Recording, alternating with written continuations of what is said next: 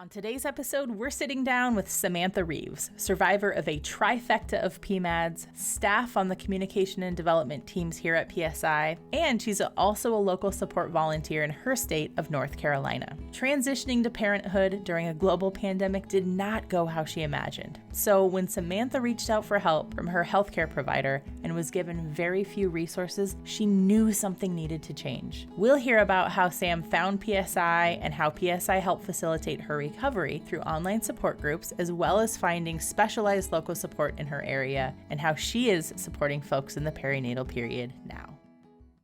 The views, thoughts, and opinions expressed in the I Am One podcast are the speaker's own. Tuning into this podcast is not a replacement for therapy or any other form of professional help. Our discussions cover personal stories of perinatal mood and anxiety disorders and may feel triggering to some listeners. Your number one priority is to take care of yourself. So if you are in need of help, please reach out to the PSI helpline by calling or texting HELP to 1-800-944-4773 for help in English and in Spanish. At PSI, we want you to know you are not alone, you are not to blame, and with help, you will be well.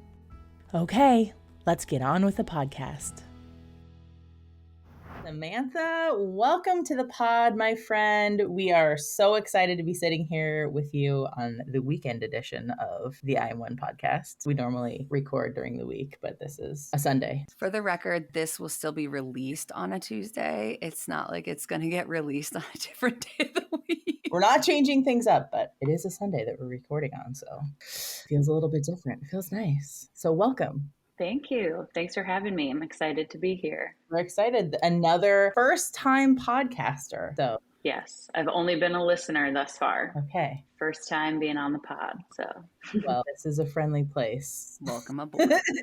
If you would be so kind, could you give us a little bit of an introduction to who you are? Sure. I'm Samantha Reaves. I am on staff with PSI. I joined staff February of 2022 as a communications specialist now. And yes, I recently moved to North Carolina with my family. I'm in Winston-Salem with my husband, Nathan, and my little pandemic baby, George. He's 2.5, and the pets. We relocated from Tallahassee, Florida. It has been lovely so far. We're loving the seasons. Yeah. And yeah, I've been with PSI just over a year. I also volunteer as a support coordinator for North Carolina as well. Nice. Cool. Okay, I have a question about that. When you moved, were you already a support coordinator in Florida? And then you were like, okay, I'm a support coordinator in North Carolina now. What does that look like when that happens? So I became a support coordinator once I moved here. Oh, okay. So unfortunately, I don't have the answer to that. But I was, I'd say, mostly recovered from my postpartum experience when I started working with PSI. But with the move and just a lot going on personally, I was working there, but didn't fully get on board with volunteering as well until I'd been working there for a while. So I started as a support coordinator in October of just this past year. Okay. And really because my position with PSI is I feel like there's definitely an impact, and that's very rewarding, but it's very indirect. I'm writing a lot of emails, putting together newsletters, fundraising solicitations, working on like strategic communications campaigns, but not so much one-to-one with any moms, practitioners, family members. And I really felt like with my experience, I just really wanted that level of connection with the people. So it's been a bit challenging to start that in a place that you haven't lived in long, because the whole idea of being a support coordinator is you have a network here of, practitioners, support groups, therapists that you can send people out to, and refer them to, where I'm kind of still building that as we go. But I still feel like I've been pretty successful with it so far with the requests that I've gotten. But I think it'll only get bigger and better the longer I live here. Totally. And the more I kind of establish that kind of the local resources, Awesome. Well, that's really cool. I'm excited to hear all about all kinds of things here. But could you get us started by telling us how in your personal life have perinatal mood and anxiety disorders touched your life? Yes. Now it seems that's such a big question because my postpartum experience has completely transformed the person that I am. Mm-hmm. And even though it was the hardest thing I have been through in my life, hands down, like don't even have to think about it, I'm very grateful because I am stronger, I'm more confident. And even though we would like to have another baby, I know I'm never going to go back to what it was because I have so much more information. Totally. And that's really empowering. So even though it was awful, I'm really grateful to be on the other side of that and to be working here and volunteering here and helping women and birthing people and their families have it be less terrible. You know, that's a really rewarding place to be. Yeah. So when I was pregnant with George, I was like 6 months pregnant in March of 2020 when, you know, the world casually shut down, which was a terrifying time to be pregnant. So yeah, I think we went to one friend's wedding while I was, you know, pregnant and showing. And after that, you know, later stage of pregnancy, it was all like stay at home order, have your groceries delivered. Oh yeah. I only ever went out to go to the doctor like until my baby was born. So that was scary and pretty isolating because you didn't have your support people around. Do we wear masks? Do we not wear masks? That was the early days of like, oh gosh, what do we do? So that was pretty scary. You know, you do the best you can with the situation, right? But it was definitely like, you know, no visitors at the doctor. We had to cancel our baby moon. You know, my baby shower was me alone in the baby nursery. And my sister and mom were lovely and put baby shower together on Zoom. It was like the early days when we Zoomed everything as like very well intentioned. But in hindsight, I was like, this is depressing. I am alone eating a cupcake and by myself. Bought this cupcake for myself. I am eating. Yeah. So, I mean, it was lovely. Family and friends all signing on and stuff. It was just a sign of the times, I feel. I'm sure there's other pandemic moms that can relate to that are like, yep, didn't exactly go as planned. No. Did your husband go to doctor's appointments with you, or is that like a solo affair? All of the later ones, like when your appointments become more frequent, he was like sitting in the car in the parking garage. So he was on site, but like no ultrasounds or anything. I think that was right after our like anatomy scan. He could go to that one, which was great because we found out like the sex of our baby and everything. But after that, it was, you know, you by yourself. So all of that was pretty tough. I actually didn't have an onset of any postpartum symptoms right after my son's birth.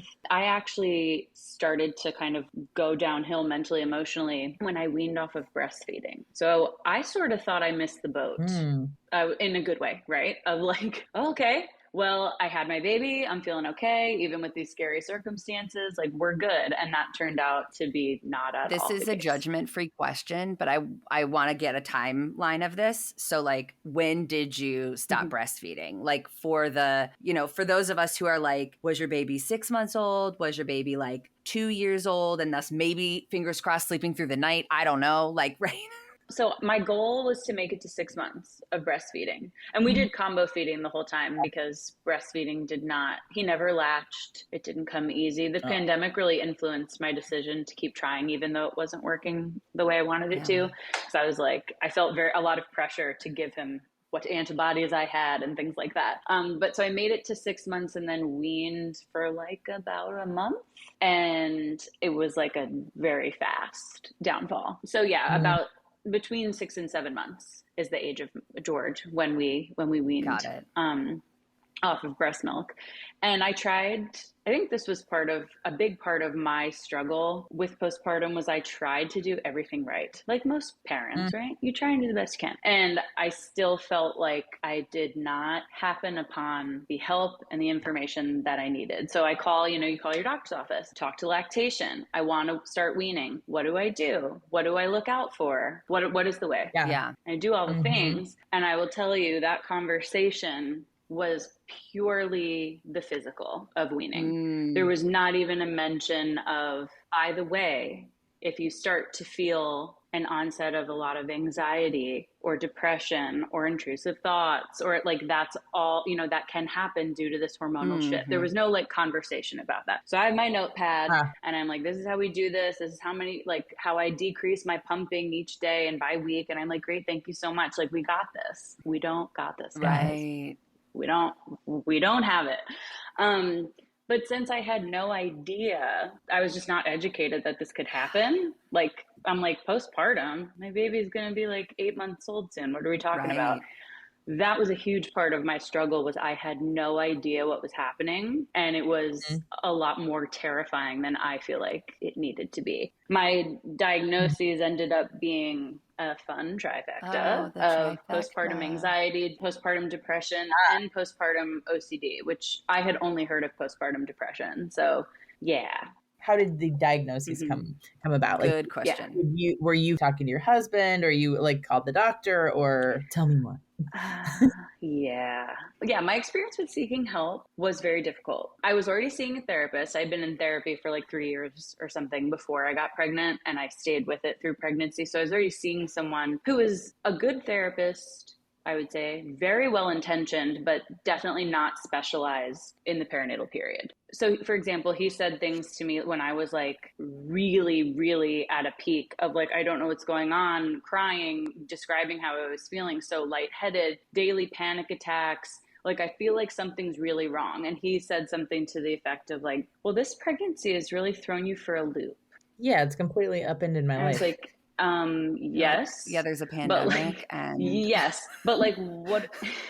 Okay, correct. And what do we do? Who do I talk to? What do we do? And it was just sort of like, well, we can try, and like a lot of techniques, but it was like such an acute time for me that I'm like, we're not hearing that I'm like, I feel like I'm on the brink of having to check myself in somewhere, which is a really horrifying place to be, especially in a pandemic with my baby at home, where if you were to do that, it's like, well, if you do that, you're going to be in like COVID isolation from your child. Yeah. So then even that, where you'd go to for help, feels even more terrifying than maybe it normally would. So it was like, there wasn't a good connection at first with my therapist to specialized resources, support groups, and care. Yes. I did go to my primary doctor, which we could honestly spend a full episode probably discussing, but we won't. So it went that well. A good summary, I think, will tell you. I will say one thing that I remember verbatim that will summarize that, and we'll move on, which is I was told, and I quote, "What's happening is you're just hysterical." So that was very dismissive. Yes. And me, like under normal circumstances, right, would not put up with that. My normal assertive self would be like, "Excuse me. What did you just say to me? Let's take a pause. What did you say to me?" But at the time where you are like, it's like you wake up mid panic attack. Like, I didn't know what was going on. That added to so much of my fear.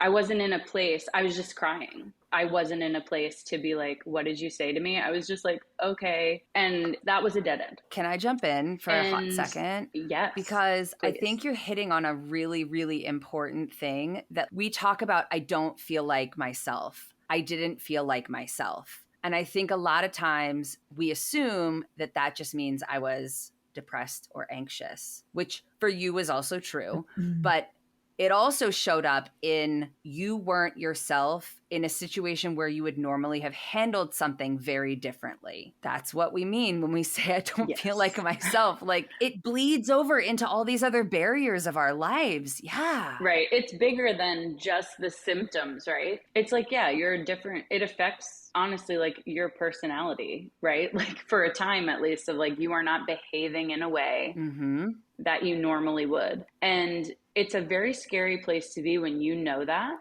and you're trying to convey that to, family, friends, your doctors, your therapist. And this isn't even to paint any of those parties as the villain, right? Totally. But like, that doesn't change the fact that even if there's good intent from all of those supporters, that if no one can offer you the help and information that you need, it's terrifying. It's isolating. It's the scariest thing to just be like, well, I'm trying to do all the things to like not lose it. And it feels like at every turn is like, I'm not really sure. Or you're just hysterical. Or yeah, I don't know. Is like, okay, well, who knows? Because I don't know. And I'm responsible for this infant. And that's also very scary. So that was all very difficult. Before getting a diagnosis was the worst part, because I was dealing with a lot of intrusive thoughts. And I have health anxiety anyway. So any other like hypochondriacs out there, we are one and the same. So that was the biggest way my like postpartum anxiety manifested, was out of control. at a global pandemic. Yeah. Oh, It was dark times. Yeah. So that was so hard to just manage on my own. Yeah. And it wasn't so much, which was interesting. I've heard a lot about like people's stories with postpartum anxiety and OCD, that it's all such worry about the baby. But mine was all health anxiety focused on myself and my ability to care for him. So that was exhausting. People couldn't come in. You weren't allowed to have other people in your house. If you were not there, then who is going to take care of your baby? Yeah. And so I was like, I'm going, something's really wrong, and feeling like no one will help me with that. And I'm like, no, something's really not correct. And I would completely spiral about that because I kind of had that issue beforehand, and it was not good. So it's a long story to get to the diagnosis, but that's kind of true of, that's really how it was. Yeah. So I promise I'm answering your question, Emily. But I had to return to I also Googled I was looking for this is where I found PSI for maybe a different therapist in addition to the one I was seeing, because I would accept all the help I could get. And I ended up speaking with a person who claimed to have specialty in the area, but turns out she didn't have lived experience herself. And just there wasn't a total level of trust there. So I was still trying all the avenues I knew of, but I hadn't found the right fit. And then when I went back to my OB, I had been probably 3 or 4 times for minor things postpartum. I was screened formally once at 6-week appointment, I guess. But I was in a bad way for all of those appointments, just seeing everyone from the front desk to the nurse practitioner or the medical assistant, whoever I was seeing, shaky and panicky and sometimes crying and not fine for any of those events.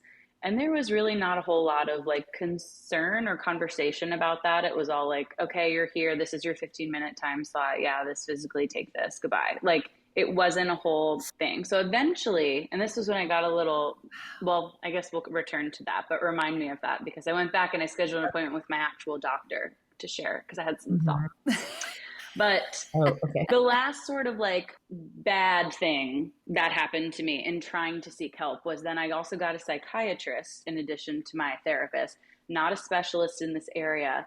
And that telehealth appointment, which sounds dramatic to say, but was one of the worst things I had been I could go through at that specific time. There was clearly 2 monitors and we're not engaged. We're not even looking at me. There's no good morning. There's no, I'm going to help you. Tell me what's going on. It was very much a medication management, typing, not even looking at me. And I waited 8 weeks for this appointment for this person who's going to take charge of my brain chemistry to very openly not care. And I was on vacation, I think, at the time. You had one job, dude. Yeah. And on some family trip, because we're still trying to do things and get me out of the house, even though I was having a really bad time. And I remember going to my husband after that and just crying and being what do we do? What do we do now? What do we do? Because this was very harmful to have happened. Yeah. I just sat there and was who is going to help me? So those were dark times. That was over a period of roughly 6 months without a diagnosis, where it was so much anxiety daily, most of the time panic attacks, intrusive thoughts about taking my baby out in public, health issues that realistically I did not have, but would just spiral about, and trying to do all the things and not getting the help, which is exhausting. It is an exhausting time. That was very hard. And when I found PSI, that was actually just on the internet. And then I signed up for a support group. Thank you, Google. Yeah, right. Because I had been focused on local resources, and that clearly had not panned out. And then it was just a more broad search. And I signed up for a support group. I was this is free, we'll try it. And when I tell you that that's when things changed, that is when things changed. Oh. Because I remember the first time, if you've been to one of our support groups, or if not, I will tell you, there's an education component at the beginning. Yeah. And a big part of that is reviewing risk factors for certain perinatal mental health disorders. And I remember sitting there with my chin on the ground, well, that certainly makes a lot of sense. Check. Well, here we are. And I was okay, well, having felt I was very dismissed very invalidated thus far, every step of the way. Within the first 15 minutes of this thing, I'm like, we'll try it, right? We're trying all the things. We'll try being like, oh, these are my people. Oh. And so that kind of is when things started to shift in a positive way. And I'm very grateful that it did, but just having that information even to start before we even got to talk to each other, which was its own amazing, powerful healing experience, learning about risk factors for perinatal mental health disorders and the pandemic's effect on people and this and that, and seeing, a virtual room full of women from literally all over the world showing up with the same experience I remember coming out of that experience too and telling my husband, and I was like, okay, like we found an answer to some things. Yes, we're on to something here. Yeah. Oh, I'm so glad that you found a support group. What support group was it? Do you remember? Was it just like a general? It was the postpartum mood support. And when I tell you, I went to a lot of them. I am not kidding. I actually got out my planner from 2021 the other day, and it's like PSI 11 a.m., PSI 2 p.m. Like, I'm not joking when I was like, there was a time when I was like a 5-day a week, like we're going to pop on whenever this exists. And that was like, because I was alone. I was home by myself. Yeah. And so if anyone's out there and worried about going too much, there's no shame, guys. There's no shame. But you can't. And I was not the only one that did that. There were a few other people I'd be like, hey, saw you yesterday. Hey, how's it going? What'd you have for lunch yesterday? Yeah. Yeah. I mean, you were living through a time where it wasn't like, oh, hey, other person with a baby the same age as mine, let's go for a walk at the park. Come over and sit in my living room. We'll put the baby gates up and let them roll around while we drink coffee.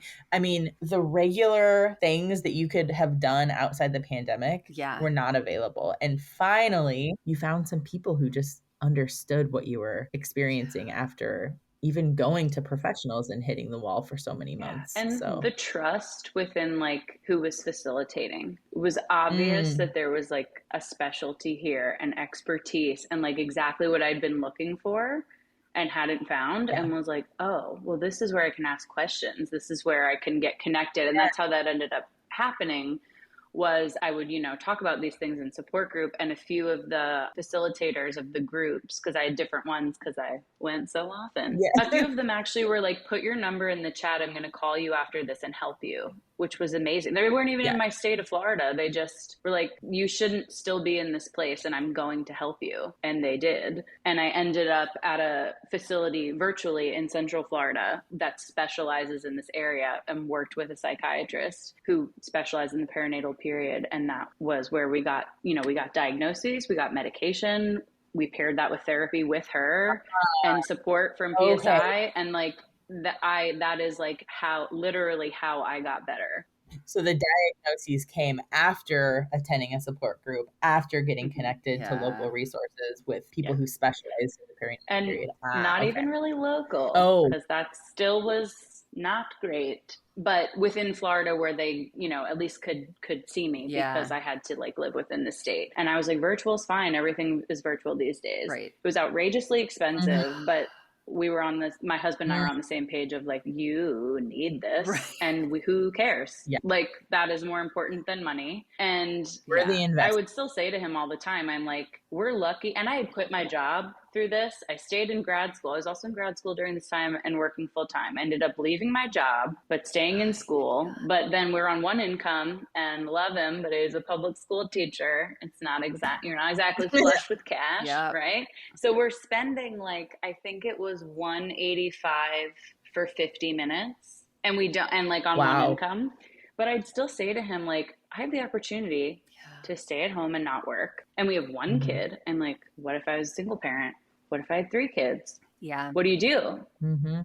How do you have time to do this? And how do you afford it? And so like, I was very fortunate in that sense to finally find that. But I'm like, well, even if I found this, like my point being, it can be overwhelming to think of how far we have to go, but that's why we do what we do, right? Is to try and close those gaps for people. But I would get hung up on that too, of like, I'm very lucky that I can sit here and take care of my baby and go to this expensive therapist. Like, man, but finally that was like, a big shift. And the information was so powerful to be like, there are names for these things. This is what you have and this is what we do. And I was like, well, this is what we need. This is what I need in order to process this. So things are a lot less scary when you can name them, you know? So to be like, this is postpartum OCD. These are intrusive thoughts. We're going to not deal with this today. I can speak for myself, and I've heard this from a number of people, that like, it is so scary when you don't know what to call this thing that you're feeling, and you think, is it me? Like, I don't know. Am I flawed? Am I just like not meant for this? You know, you think it's like something you've done. Yeah. It's some personality flaw. Or not knowing what it is. You also don't know if you're going to get better. Oh, yeah. I would stay there mentally for so long and just cry and be like, how am I ever going to feel better when like no one knows what this is or can help me? Mm-hmm. Like I was sent to like a cardiologist at one point because one of the symptoms that came with this onset of such bad anxiety was I was chronically lightheaded. Oh. And so like my lab work and stuff was fine, but they were like, I mean, I guess go like check your heart out, which is like fine. Like I appreciated the diligence, right? But I would go to this cardiologist, this young, healthy person, and he's like, you're fine, get out. Like he was like, I don't know why that, you know, you don't have that. And I was like, okay. And I was just like, well, I'm postpartum and blah, and like have like a meltdown with this cardiologist who's like, well, it's probably that. So, but it's not your heart. You can go. So it's a bit of a wild ride, but yeah. Oh my gosh. So you started attending all the support groups, literally all of them. Some weeks, literally all of them, Danny. Literally all of them. Is this one for me? You're like, then I'm there. He was actually signing into the Zoom first to let people in. I'm kidding.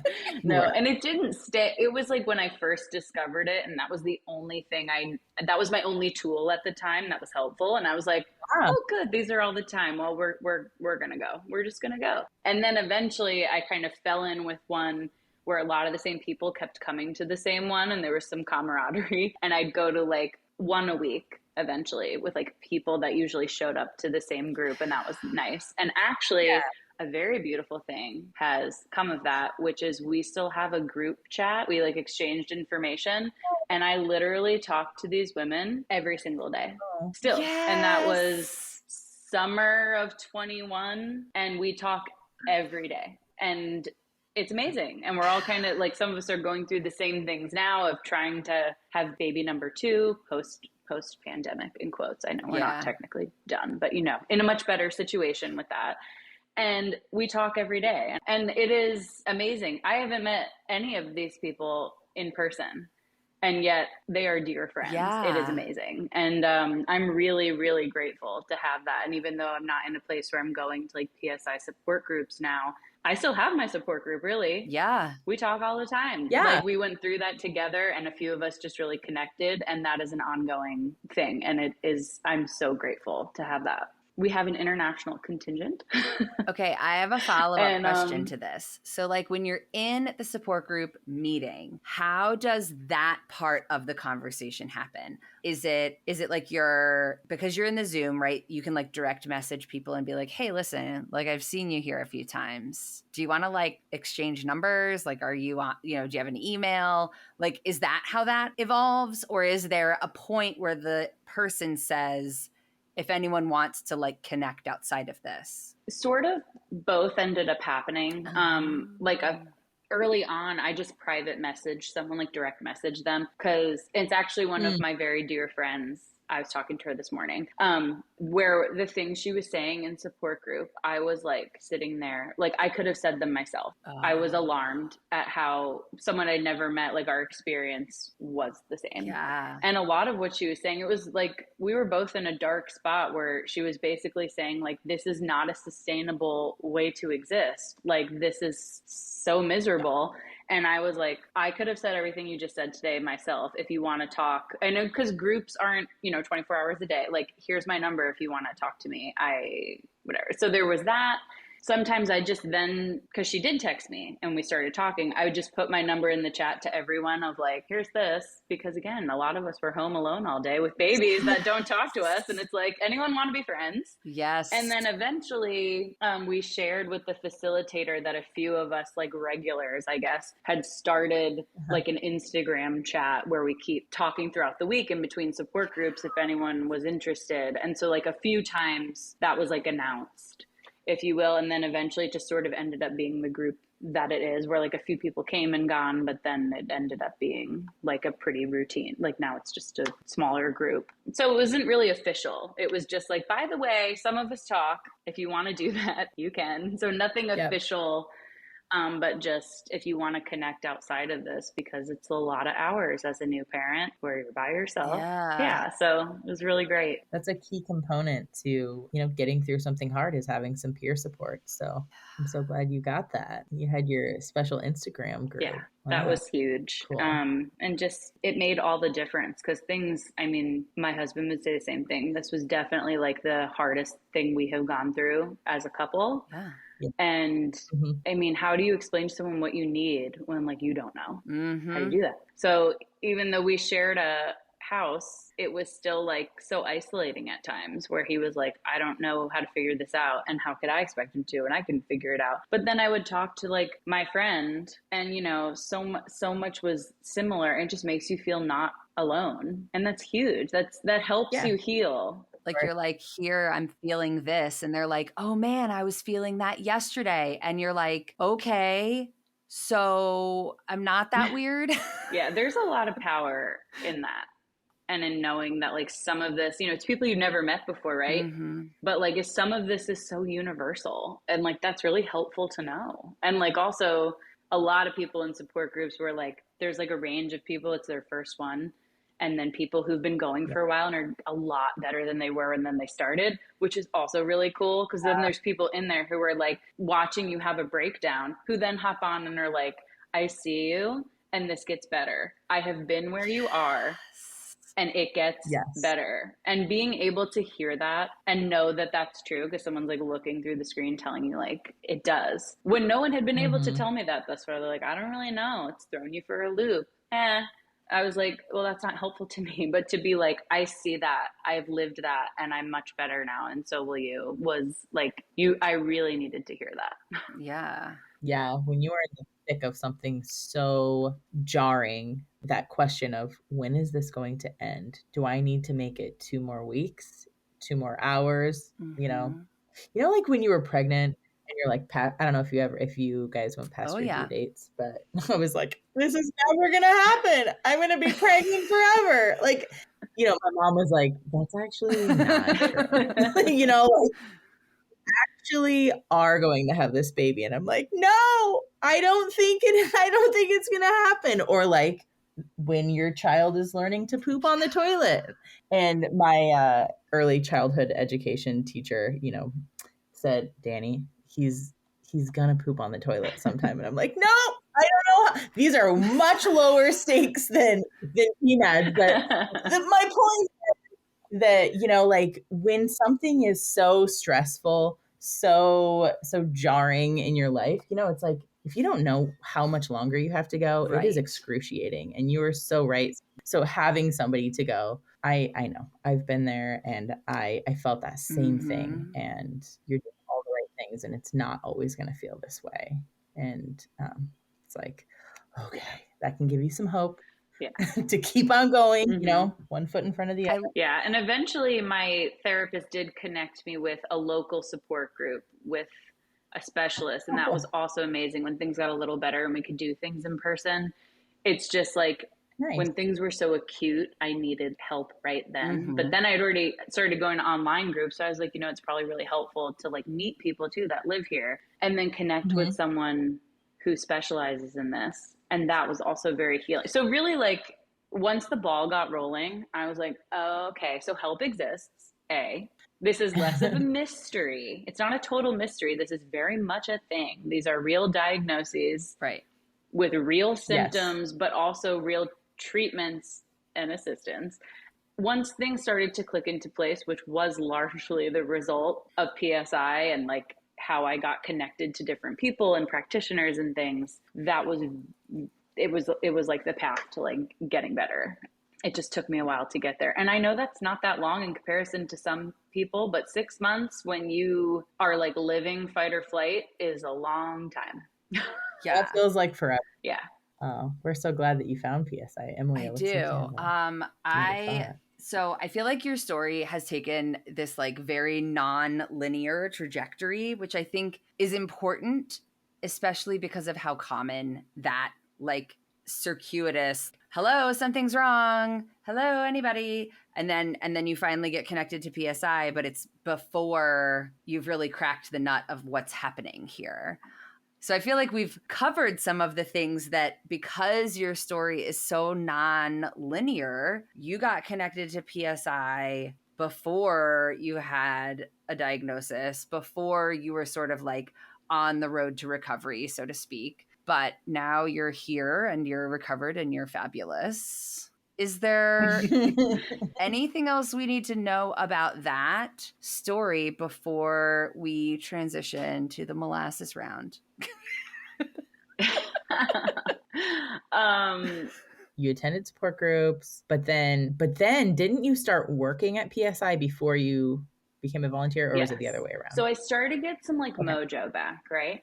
As I started getting better. Yes. Mojo is the perfect description. And I remember to go back to this.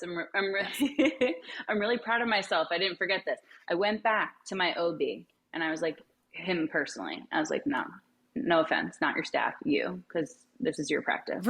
And I basically, I was like calm, cool, collected. Yeah. Which was hard, but I was like, instead of crying 3 or 4 times in the office and just being like, I don't know, and like that mess, I was like, you have to hear this. This practice has failed me as a postpartum parent. Mm-hmm. I said, and I found resources, right? It took me a while, but I found them. I'm doing a lot better. The reason I'm telling you this is because if your practice is failing me, I bet it's failing other people. And you're one of the largest, most advanced practices in the area.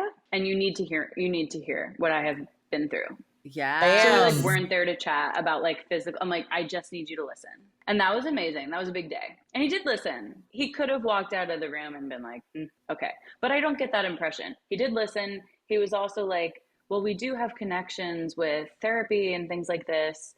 And I said, well, I will tell you, not one person that answered the phone or from your nursing staff or person I saw here in person in an appointment ever said that to me. And my baby is like 10 months old. Yeah. And he's just like, oh. And I'm like, so you may have those connections, but at least in my experience, that was never communicated to me. There wasn't a great amount of concern shown for like my mental, emotional well-being. I said, and you will now learn I have 3 separate diagnoses relating to the process of like having a baby. And that's not okay. I need you to pay attention. I need you to hear people when they come to you and something's not right.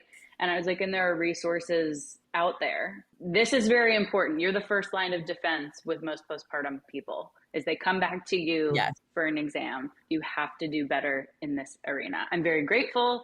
I am physically healthy. My baby's physically healthy. Like, it's not like just, I'm going to throw a bunch of insults at you, but like this is very important and you need to listen. So that was a cool day where I was like, right. I was like, okay, we did this. We did pay a copay, but I'm happy to do it. That felt very important to me to do.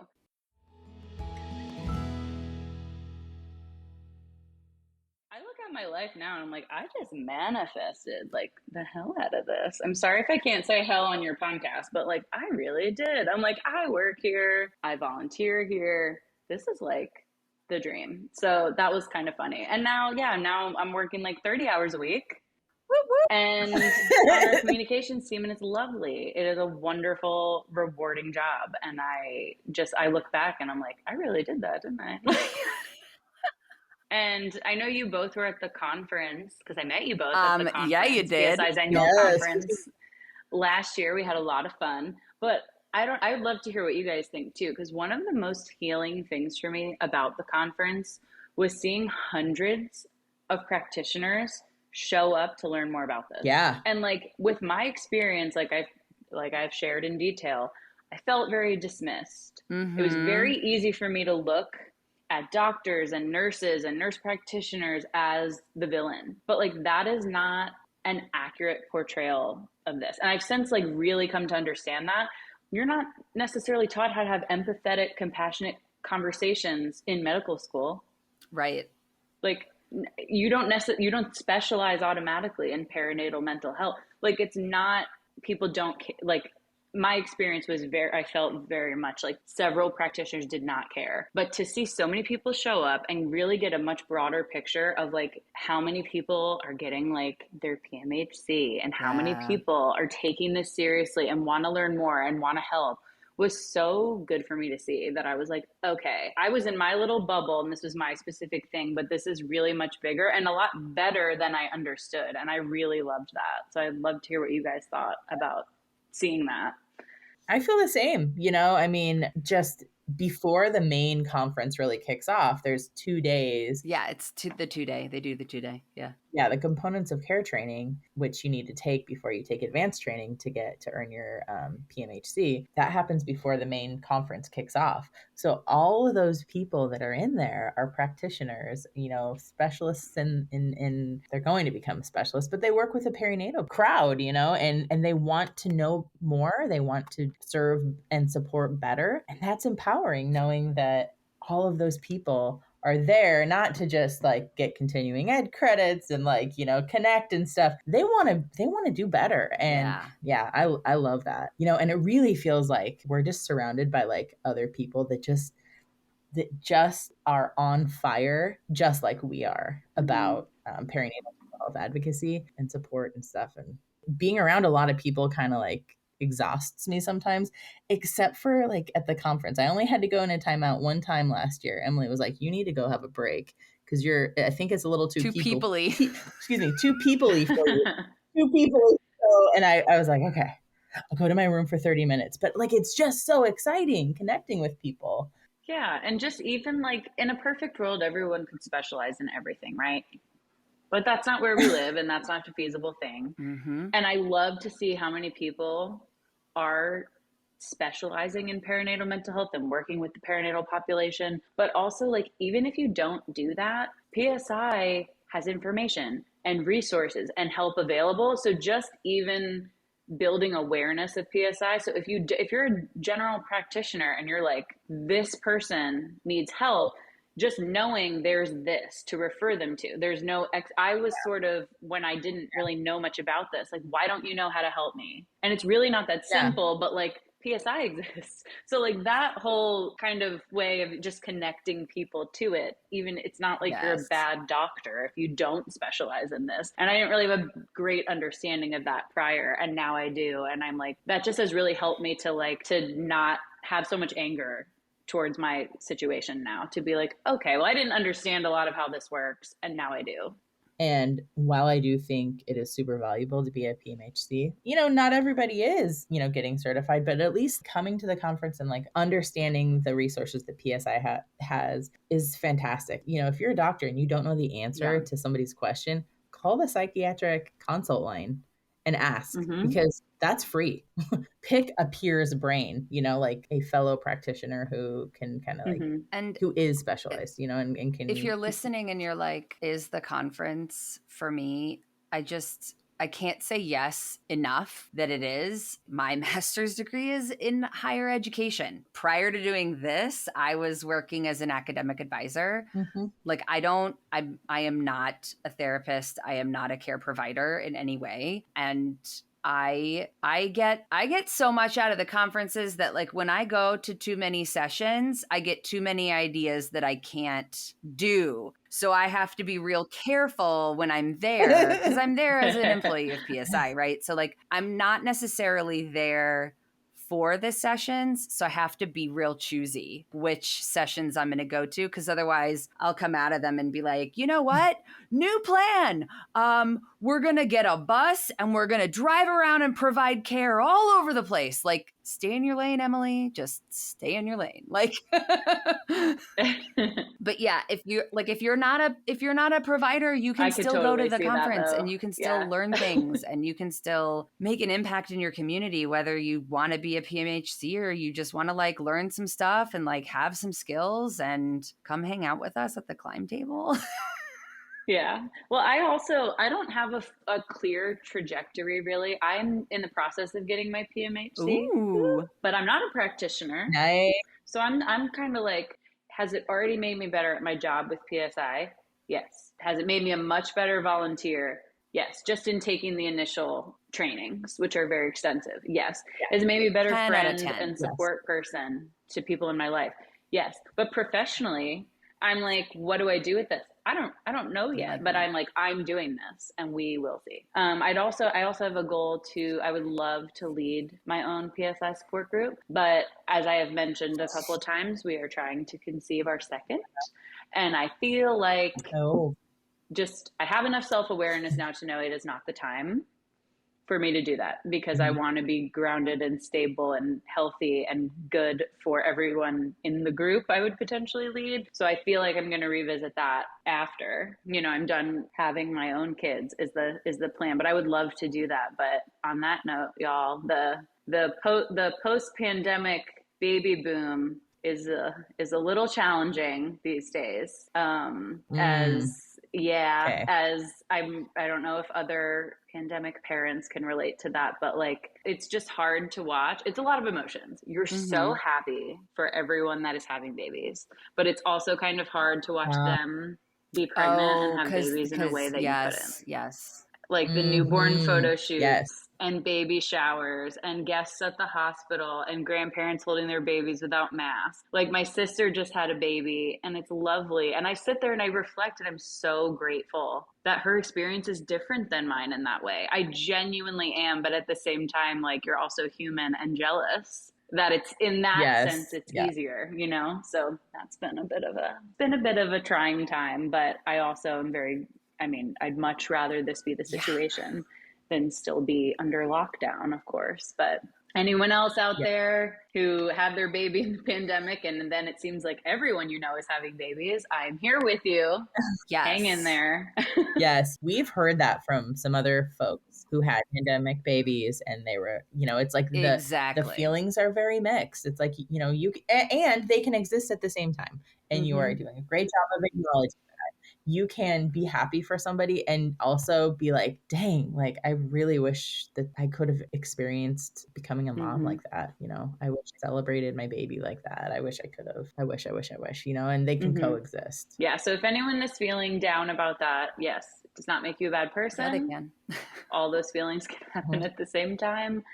And it's just, it can be hard, but also I still feel like, good out. I'm so happy to see all of these. I mean, it's fun to watch everyone have babies. That's great. But it's also like when you're trying to have your own and your first time around was, in a global pandemic, it can be hard to reconcile it all, but it's okay. We're working through it.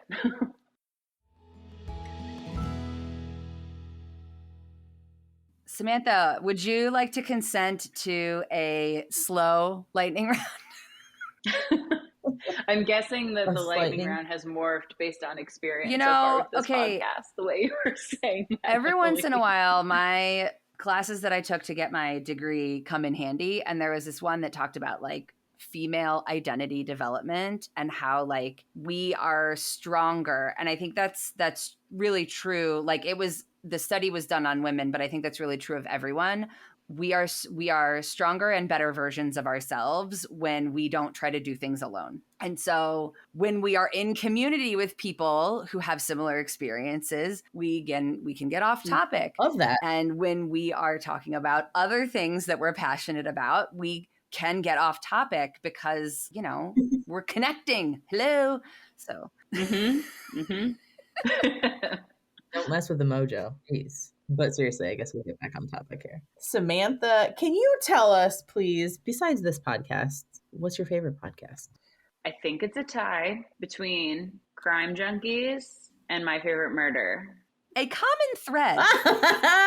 What is up with everybody? Am I the only one who doesn't listen to Crime Junkies? And say the second one again. My Favorite Murder. Cool. Have you guys heard of that podcast? It's so fun. Well, it's a mix of like gruesome murder details, but it's fun because it's led by two female comedians. That podcast. They're best friends. It's so great. Judge someone else, not me. Please, thank you. No, but I would like rotate between the two of those. I don't know why I'm talking in the past tense. Yeah. I still do that. Yes. Happened this morning, right before this podcast. Oh, totally. There are a lot of people that are into true crime. Am I under a rock? I mean, weirdly, I would describe it as like a nice escape, which sounds totally incorrect because I mean, it does. But like, I don't know. It certainly brings you out of like what you're doing. Hopefully you're not experiencing a crime, right? I don't know. It's just kind of fascinating. It's good to get you out of like whatever you're doing, I guess. But I got into both of those, I guess, during the pandemic, and it's just kind of lingered. Well, I feel it must be entertaining. True crime murder podcast hosted by comedians. My favorite murder. Done. Unsolicited shout out. If I'm gonna listen to a murder podcast, it had better be fun. I am here for it. Are you a fan of listening to a book in your ears or holding a book in your hand? In your hand, always. Oh, wow. I do not have really? the attention span for audiobooks. Somehow podcasts are different. You're not the only like parent of young kids who has said that. And I'm kind of wondering if this is like because you always have to have one eye, one ear, one, I don't know, spidey sense on what's happening. If like that's something that will evolve for some folks, or if that's just like hard pass, I just need to hold the book. I don't know. Yeah, that's interesting. Yeah, I just find myself, if it's like, I think if it's a book I'd read before, I could do it. But if it's like a string of new characters, I would constantly be like, who is talking? What has happened? And where are we? So, no. I just am so, I don't know what, I've gone into this lightning round, not this specific one, just all the lightning round, expecting people to say book in my ear. Duh. I don't know why. Yeah, I think it depends on the book. That's cool. What are you reading right now? I like to constantly have like 2 or 3 books. I relate to that this. are very like different. Whoa. I relate to that too. Also can't pay attention, I guess. So I'm trying to think of what's on my nightstand. Oh, I just got a book, How to Sit. Yeah. By Thich Nhat Hanh, who he's Vietnamese monk. My anxious brain has never been very good at like just sitting. So we're going to try to learn that. It looks very short and like easy to read. So I haven't started that yet, but that's on my nightstand. I'm working my way through the first book in the Bridgerton series because that was a big pandemic show. Oh, same. My husband and I have probably watched season 1 like 10 times. And I feel like this won't embarrass him to say because I think he'd readily admit that like he likes it just as much as me. He's like, it's a dope show. So we've like watched it 1,000 times. So I'm like, let's dabble with the book. So that I'm like 3/4 of the way through. And the third one that's on there is Goldenrod, which is a poetry collection by Maggie Smith, not the actress, the poet Maggie Smith.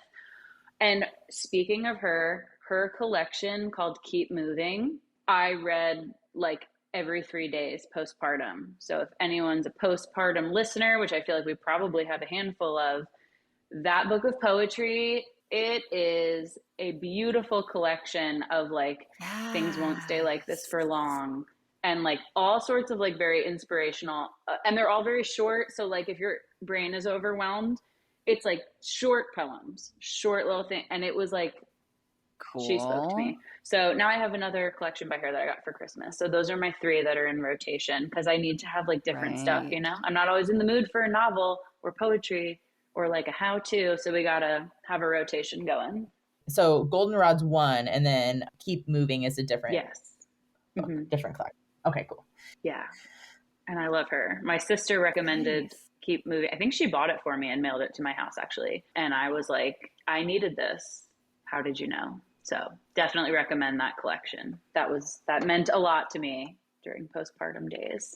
This lightning round is becoming expensive for me because we're hearing fantastic recommendations. Can't stop, won't stop. It's like, you're going to have to quit podcasting. This isn't working out. What is your favorite go-to for a quick mental break? Oof. Going outside. Yes. Yep. Even for like 2 minutes. Yes. Oof. 3 fans right now. I never really got overstimulated before having a child, with the exception of when someone was trying to talk to me while I was also on the phone. Like, why is this happening? That would happen sometimes at work. And I would be like, I can't. But that's like the only real instance I can remember that happening, where now I have a toddler and it's all the time. And so just getting out of like your four walls, don't like not supervise your kid, I guess. Yes. Come, but just like find the sky, tree, something. Like I am inside dealing with this like household situation. That's usually where I find myself needing a mental break. And I just get out and I'm like, big world. We got wind.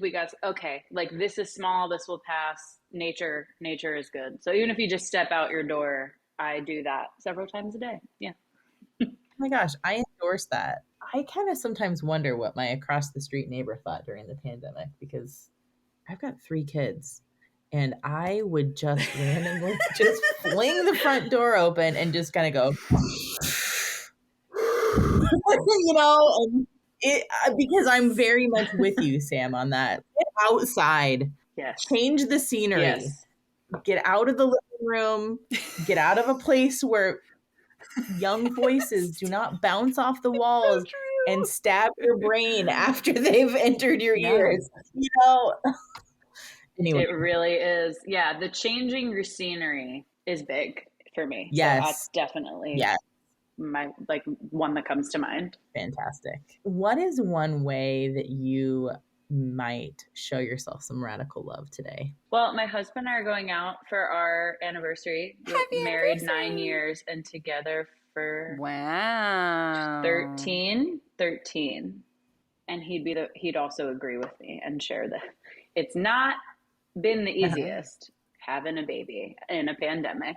And right. And that's okay to say. Yes. It's okay to say. We love each other. We're in it for the long haul, but it's also like not been the most fun. And the fact that like, you know, it's to be celebrated that you keep showing up even when you don't like each other and figure out what your life is now with this new little person that flipped everything on its head. And like, you know, I feel like there's some fear in like being judged and announcing that like your marriage hasn't been like sunshine and daisies, but I'm just gonna, it's what it is. And it's okay because we still are showing up to figure it out, you know? So I feel like celebrating that is pretty big. So I'm looking forward to that.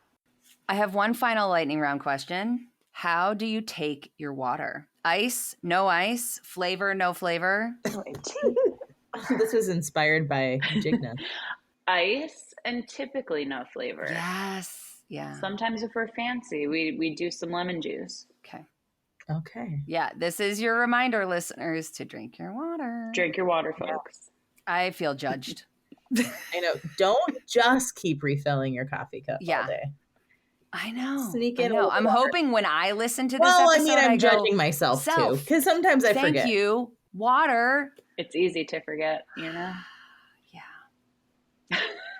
Write that down. Good question, Emily. Reminds us all to hydrate. So, thank you for sharing. Thank you for saying all the real things, and we loved having you here.